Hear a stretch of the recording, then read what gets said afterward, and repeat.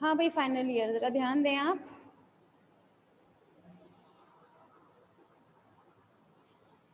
हाँ भाई, सबसे पहले हम बात कर रहे थे अपने स्क्रैपर के बारे में, ठीक है।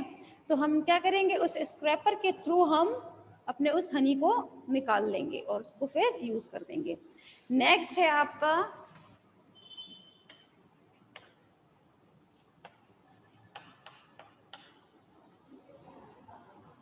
Other apparatus. अदर एपरेटस में एक होता है आपका be well. Be well mean एक ऐसा वेल, वेल मीन होता है पर्दा, एक ऐसा वेल जिसे क्या करता है इंसान अपने आप को इससे कवर करके जाएगा और इसमें से क्या निकालेगा, हनी को निकालेगा, ठीक है। तो बी वेल इसमें यूज किए जाते हैं अदर एपरेटस के तौर पर, स्क्रैपर यूज किए जाते हैं। नेक्स्ट है ग्लव्स, ठीक है। तो ये कुछ एपरेटस हैं जो इनके अलावा भी इसमें यूज होते हैं, ठीक है। क्लियर हो गया होगा। Next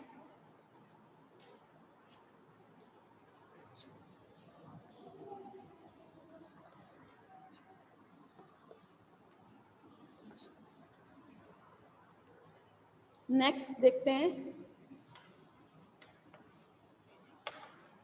catching and rearing.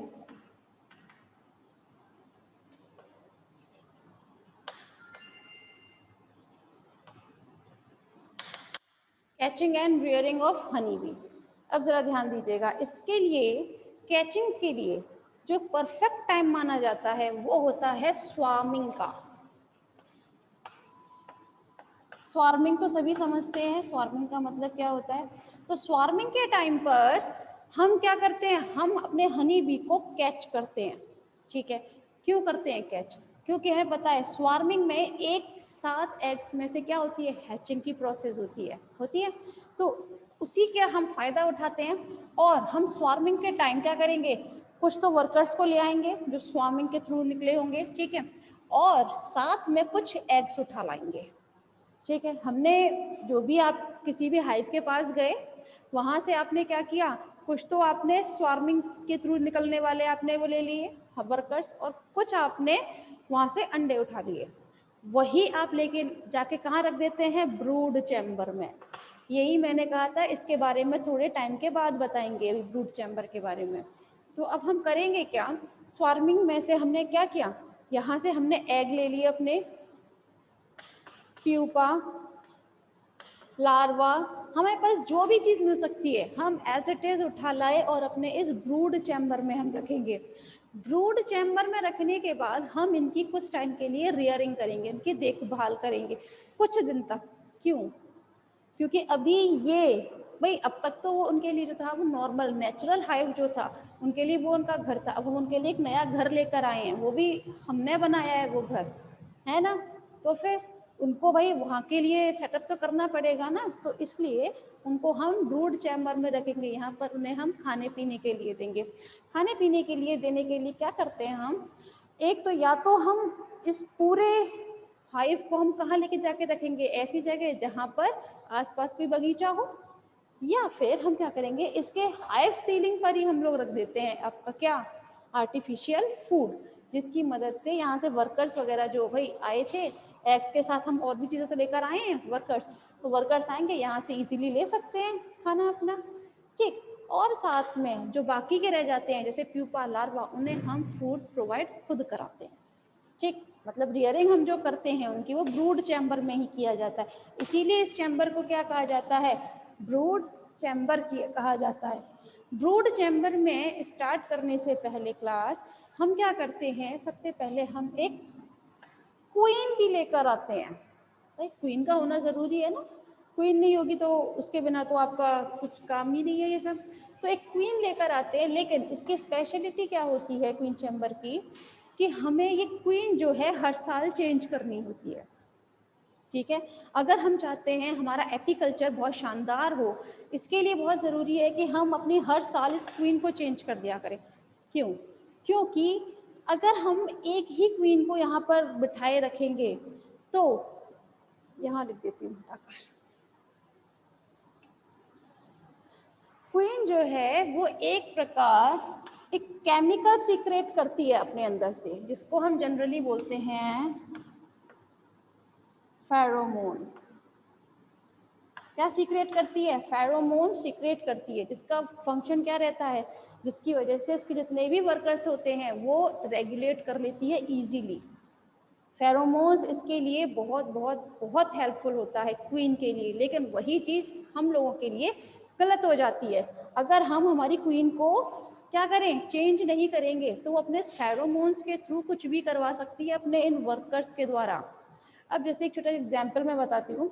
आज कुछ टाइम पहले एक बहुत वीडियो वायरल हुआ था, जिसमें क्या हुआ था, एक 4 व्हीलर गाड़ी जो थी उसमें एक क्वीन जो थी इनकी वो फंस गई थी, है ना। तो पूरी की पूरी जो गाड़ी थी 4 व्हीलर, वो उनके वर्कर्स ने घेर ली थी, उस पर बुरी तरह से मतलब कवर कर लिया था। इतने वर्कर्स थे वहां पर कि जिसकी गाड़ी थी ना वो तो वहां पे जा ही नहीं पाया था, क्योंकि पूरी की पूरी दिख ही नहीं रही थी कि यहाँ पे कहीं 4 व्हीलर भी थी। इतनी मधुमक्खियां वहां आ चुकी थी, इतने हनी बीज वहां कलेक्ट हो चुके थे। तो इस केस में उन लोगों ने क्या किया था, जो एक एपीकल्चर वगैरह करते हैं उन्हीं में से एक इंसान को बुलाया था, और उसमें से उसको रीजन पूछा था कि ये बताइए कि हमारी इस गाड़ी पर ये लोगों ने हमला क्यों कर रखा है। तब पता चला था कि उनकी जो क्वीन थी वो उस गाड़ी में बंद है। तब वो भी डिग्गी में बंद हो गई थी गलती से, तो उसको निकाला था, और जैसे ही उसकी क्वीन जो थी वो फ्री हुई उसकी डिग्गी से, वैसे सारी सारी वर्कर्स भी जो थी वो सारी उड़ गई, तो उसकी गाड़ी फ्री हो गई थी। तो कहने का मतलब ये है, ये मैं इसलिए बता रही हूँ क्योंकि जो क्वीन होती है वो वर्कर्स के लिए बहुत इंपॉर्टेंट होती है ना। वो भी क्यों हो जाती है, क्योंकि क्वीन अपने में से क्या चीज सीक्रेट करती है, फेरोमोन सीक्रेट करती है। फेरोमोन्स की ही हेल्प से वो कुछ भी करवा लेती है। उनके लिए बहुत, वर्कर्स के लिए क्वीन बहुत ज़्यादा इंपॉर्टेंट होती है एक्चुअली। इसीलिए हमें हर साल अपनी क्वीन जो होती है वो टाइम टू टाइम चेंज करनी होती है, जिसकी वजह से हमारा जो एपीकल्चर है वो अच्छे से चल सके। क्लियर है? अब देखें ज़रा, आपने क्या किया, सबसे पहले आपका जो स्वार्मिंग का टाइम था, आप अपने वो लेकर आए हैं वहाँ से किसी भी हाइव से, आपने ब्रूड चैम्बर में रखे हैं एग्स वगैरह सब कुछ, और आपने एक क्वीन भी ला के रख ली है, ठीक। अब काम क्या करते हैं हम, जैसे जैसे अब हमने हमारा इसको उठाया किसी ऐसी जगह पे पुट कर दिया जहाँ पर बहुत सारे गार्डन है, जहाँ पे बहुत सारे फ्लावर्स हैं, तो इसमें से क्या निकलेंगे, वर्कर्स निकलेंगे आपके। वर्कर्स जैसे ही निकलेंगे और आपके गार्डन में जाएंगे और वहाँ पे फ्लावर्स में से क्या चीज़ लेते हैं, वो हमेशा नेक्टर और पॉलन ग्रेन यूज करते हैं, और उन्हें क्या करेंगे, उन्हें अपनी क्रॉप में रखते हैं हमेशा। उन्हें लेने के बाद कहाँ रखा जाता है, वो जनरली क्रॉप में रखते हैं, ठीक है। क्रॉप में रखने के बाद उसमें अपना क्या मिलाते हैं, सलाइवा मिलाते हैं, और वहां पर उस नेक्टर में भाई जो भी उसने लिया है नेक्टर या पोलन ग्रेन, उसमें जितनी भी शुगर होती है उसे कन्वर्ट कर देते हैं लेव्युलोज एंड डेक्सट्रोज में कन्वर्ट कर देते हैं। इट मीन्स अब जैसे जैसे शुगर जो थी वो किस में कन्वर्ट हो गई, लेव्युलोज एंड डेक्सट्रोज में कन्वर्ट हो गई, जिसकी वजह से क्या होता है, इसमें जितना भी वाटर होता है, ठीक है, वो क्या हो जाता है, वो उसकी कंसंट्रेशन कम हो जाती है, जो वाटर है उसकी कंसंट्रेशन कम हो जाएगी। अब क्या करते हैं ये अपने क्रॉप में ही लेकर आएंगे अपने यहाँ, ठीक है। लाने के बाद इन्होंने सुपर चैम्बर में गए, सुपर चैम्बर में जो क्या था आपके पास, आपके फ्रेम्स थे ऑलरेडी, फ्रेम्स में लेके जाकर उसमें सलाइवा मिक्स किया, और सलाइवा मिक्स करने के बाद उसमें सुपर चैम्बर में उसको वॉमिट कर दिया, ठीक है। वो अपने मुंह से ही तो निकालते हैं हनी को, तो वॉमिट कर दिया। आप लोगों ने जनरली देखा होगा, किसी भी आपने हाइव तो एटलीस्ट देखा ही होगा, कहीं भी छत्ता लगे हुए जनरली, तो एक बात नोटिस की हो कि जहाँ भी छत्ता होता है उसके चारों ओर कुछ मक्खियाँ जो होती हैं, मधुमक्खियाँ जो हैं बीज, तो ये हनी भी जो होती है उड़ती रहती हैं ऊपर नीचे, बस चारों तरफ से ऐसे घेरे रखती हैं हमेशा। ऐसे नहीं है कि अंदर आराम कर लें या कहीं बाहर से चलो नेक्टर ही ढूंढने चले जाएं, ऐसा नहीं करती हैं। वो हमेशा उसके इस तरह से या तो ऊपर नीचे हो रही होती हैं या आगे पीछे कुछ इस टाइप से कुछ हरकतें कर रही होती हैं। ऐसा होता क्यों है जनरली? एक्चुअली ये ऐसा होता इसलिए क्योंकि सुपर चैम्बर में जब ये लोग लेकर आए हैं अपना नेक्टर वगैरह, और उन्होंने जब ये सब चीज़ सलाइवा के थ्रू अपना क्या किया था, उसको वॉमिट किया था मिलाकर कन्वर्ट करने के बाद, तो इसमें जो भी वाटर एब्सेंस था, ठीक है, वाटर की जो प्रेजेंस थी, उसको वो अपने पंखों को हिलाकर उसको सुखाते हैं वो, ठीक है, वो वहाँ पर एक्चुअली उनकी हवा कर रहे होते हैं, इतनी अपने पंखों को इतनी बार फड़फड़ाते हैं कि वहाँ पे एरेशन हो जाती है, जो प्रोसेस हो जाती है एरेशन की हो जाती है, जिसकी वजह से इसके उसमें जितना भी वाटर होगा वो क्या हो जाएगा, वो एवोपरेट हो जाएगा, वो उड़ जाएगा, ठीक है। और आपका जो वो था सलाइवा में पॉलन ग्रेन्स वगैरह और एल्विलोज डेक्सट्रोज, ये सब चीज़ किस में कन्वर्ट हो जाता है फिर? हनी में। क्लियर है? इसीलिए अब आप जब भी कभी हनी उसको देखते हैं, हाइव को देखते हैं, बी हाइव को, तो ये चीज़ ज़रूर नोट कीजिएगा कि वहाँ पर कुछ ना कुछ जो हनी भी होती हैं वो क्या करती हैं, उड़ रही होती हैं इधर से उधर, उधर से उधर, उसको एटलीस्ट घेरे रखती हैं। वो एक्चुअली वर्कर्स होते हैं जिसका काम क्या होता है, सिर्फ और सिर्फ हवा करना, जिसकी वजह से जो इसमें ब्रूड चैम्बर के ऊपर जो आपका सुपर चैम्बर में क्या प्रेजेंट रहता है, आपका हनी प्रेजेंट रहता है, वो क्या हो सके, उसमें हनी की लेवल थोड़ी इंक्रीज हो सके और उससे वाटर कंसंट्रेशन जो है वो थोड़ा सा कम हो सके। बस क्लियर है यहाँ पर सभी को? अब डायग्राम समझ में आया?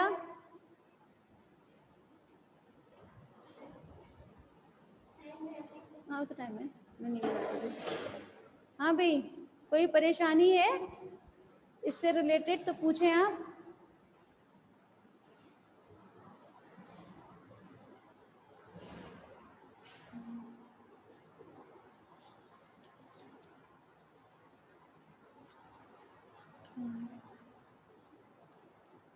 हाँ भाई, क्लियर है ना?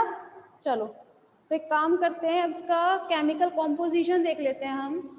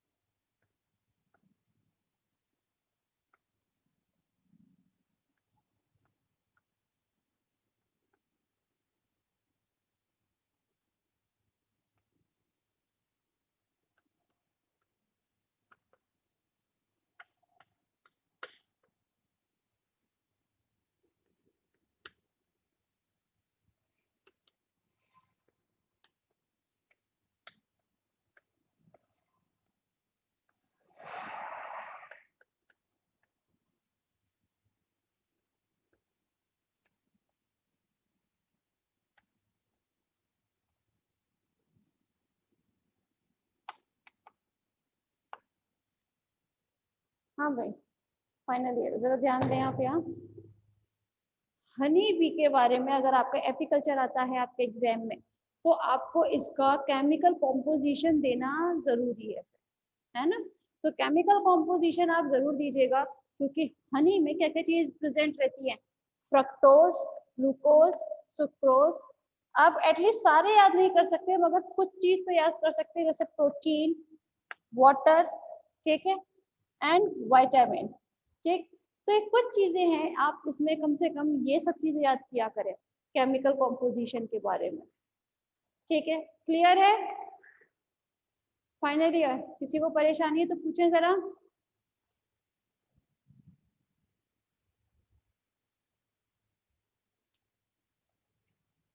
नहीं परेशानी तो चले नेक्स्ट पे चलते हैं।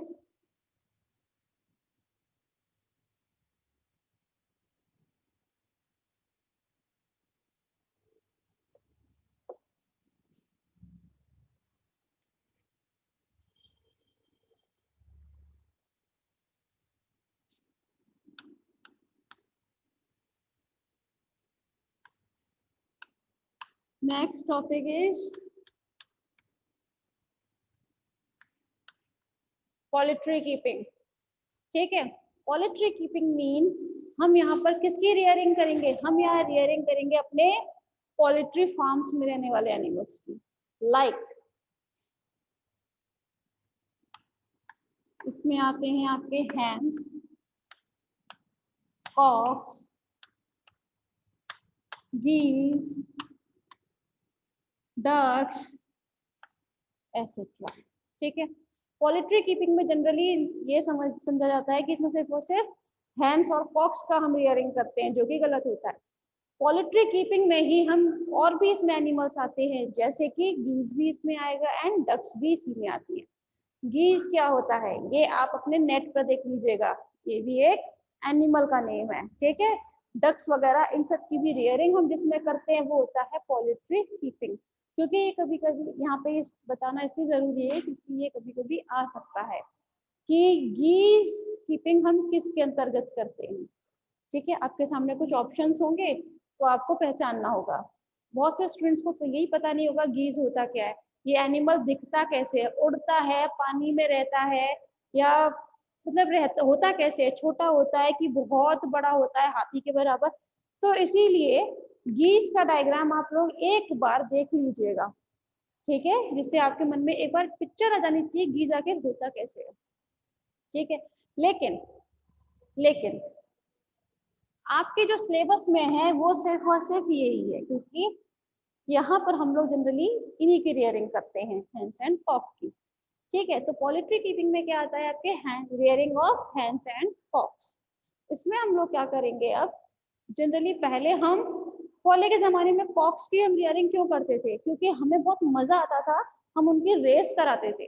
जो भाई ह्यूमंस थे जो उनकी रियरिंग करते थे, तो क्या भाई क्यों करते थे रियरिंग? क्योंकि उनको बहुत मजा आता था। वो या तो भाई दो मुर्गों को लड़वा देते थे या फिर उनकी रेस करवा देते थे किसी चीज को लेकर। तो इन्होंने अपना एक मनोरंजन का आधार बना रखा था इस चीज को, कि भैया रियरिंग हम करेंगे मगर हम इस चीज का यूज कहीं और करेंगे। लेकिन अब जैसे जैसे टाइम स्पेंड होता गया वैसे वैसे हम लोगों ने एक चीज रियलाइज की कि इस सब में करने से कोई मतलब नहीं है, क्यों ना इनकी रियरिंग हम अपने कमर्शियल वे के लिए किया जाए। भाई इंसान है, ह्यूमन किसी को भी पालता है तो अपने फायदे के लिए पालता है। तो वो ये सोचता है कि क्यों ना हम इनकी रियरिंग तो कर ही रहे हैं, इनकी रियरिंग तो हम कर ही रहे हैं, तो क्यों ना हम इस तरीके से करें कि इससे हमें थोड़ा सा कमर्शियल वे में इससे हमें बेनिफिट हो, इसलिए तो हम करेंगे। तो अब आपको यही जानना है कि हैंस और कॉक की हम किस तरीके से रियरिंग करते हैं, किस तरीके से हम इनके लिए फार्म्स बनाते हैं। हम उनके लिए बनाते हैं तो आखिर किस तरह के शेड बनाने चाहिए उनके लिए। ठीक है, उनके कूप वगैरह जो है वो किस तरीके से बनते हैं। क्लियर है? चलें, तो एक काम करते हैं, आज की मीटिंग में इतना ही रखते हैं। ठीक है, क्योंकि ये नया टॉपिक है, ये आपको कल से स्टार्ट करवाया जाएगा। ठीक है, चलें, आज मीटिंग में इतना ही है।